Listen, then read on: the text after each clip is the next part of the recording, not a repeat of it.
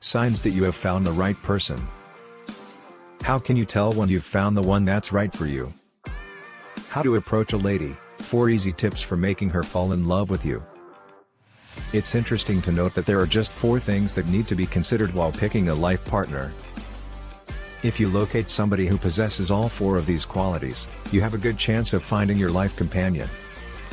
The main body of the article poses the question, how do you know when you've met the right one? This is a question that almost everyone will ask at some time in their life, but regrettably, very few people will ever receive a satisfactory response to it. You, on the other hand, are one of the fortunate few if you are reading this post. It is interesting to note that the criterion for selecting a partner may be boiled down to only 4 primary features. If you locate somebody who possesses all 4 of these qualities, you have a good chance of finding your life companion. What are this person's fundamental principles and beliefs? Marry someone who believes in something, a surprisingly helpful tip. Make sure the person you intend to marry is entirely dedicated to some objective moral and ethical norm before you get married to them. Whether we are aware of it or not, all of us have certain fundamental principles that form the basis of our personalities. And when it all comes down to it, that individual will consider that value to be the single most important thing in the entire universe. Volunteer work in the ER, a very risky way to spend your leisure time. One of Jerry's defining characteristics is his thirst for excitement, for instance. It just so happens that Jerry is volunteering at the local emergency room at the time that he begins dating Diana. He goes there every night to calm folks upset by holding their hands and talking to them. And Diana is certain that Jerry must have a very kind heart if this is how he chooses to spend his leisure time. It appears that Jerry does not have a heart of gold. But he is helping out for free since he has a passion for exciting new experiences. The emergency room is a lively place full of thrilling activities. So it just so happens that Jerry's daringness is currently manifesting itself in a reflective manner. But this might not always be the case. It's possible that Jerry may quit his voluntary work and start engaging in other activities that Diana will find unappealing, risky, or unethical. It's possible that Jerry may quit his voluntary work and start engaging in other activities that Diana will find unappealing, risky, or unethical. Jerry and Diana, if they get married, Jerry will be a great husband. However, if Jerry's guiding principle is a dedication to kindness and concern for others, then everything that he does, including his marriage, would revolve around that principle. And if they end up getting married, Diana will be one lucky lady indeed. Jerry, Diana, and their values, understanding self and others.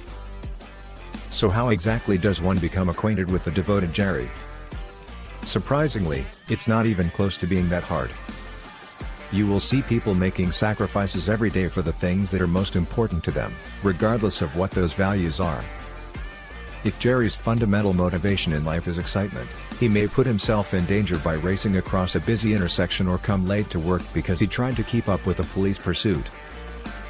If Diana watches him attentively, she will notice that adventure is higher on his list of priorities than other vital things, such as family and work. But if Jerry's most important value is kindness, Diana will see that he is willing to sacrifice certain things in order to be charitable. Even if the waiter gets his order wrong, he will still thank them and eat whatever they bring him. Either he will wait for the other gentleman to cross the junction first, or he will drive an elderly woman and her groceries back to her house, which will cause him to be late for work. Diana will observe him letting go of some of his urges to take care of other people if she watches him closely and does what he says. Therefore, you should search for someone who is deeply devoted to a more admirable code of ethics that you can respect. Take attention to how they interact with people who they don't particularly care about, since they aren't attempting to charm them. Do they offer their gratitude to the attendant who pumped their gas? Are they polite to customers when they are at the checkout counter? Do they speak ill of those who are unable to meet deadlines, such as telephone operators or servers who are overworked? Do they frequently drive in a hostile manner, as if there were no other vehicles on the road? Ask yourself similar questions, and make a mental note of the replies. Because your responses to such questions represent qualities that will become apparent later on. The vast majority of people do not protect themselves to the extent that they will conceal how they treat other people. Therefore, keep an eye on them, and you will have an idea of how they will deal with you after the wedding. Do we have clear and effective communication with one another? Communicating effectively with a partner, a necessary part of a healthy relationship. In other words, be sure that you are communicating effectively with one another. Although it may appear to be self-evident, this is not the case. It's not uncommon to come across a couple engaged in a heated argument that lasts for an hour, 2 hours, or even the whole night. And then, when round 16 was through, it was discovered that the whole affair had been based on a misunderstanding. Oh, I assumed you were referring to that. Is it not what you had in mind?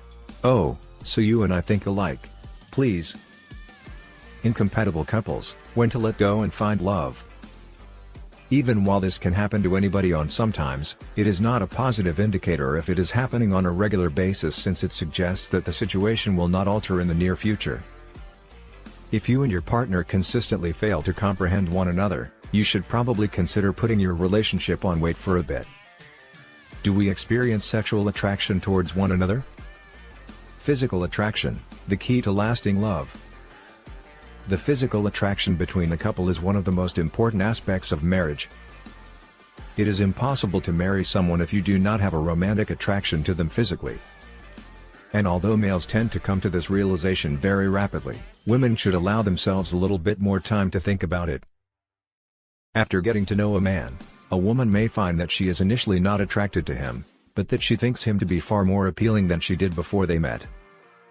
What to look for in a marriage partner, a short guide. A word of caution: despite the fact that a strong physical attraction is necessary, it is not sufficient grounds for starting a marriage. Everything that is occurring on the physical plane is only a manifestation of the enormous changes taking place on the mental, emotional, and spiritual levels. The golden rule is to make sure there is a physical appeal, but you can't let yourself get carried away by it. The other three qualities are equally essential, if not more so than those listed above.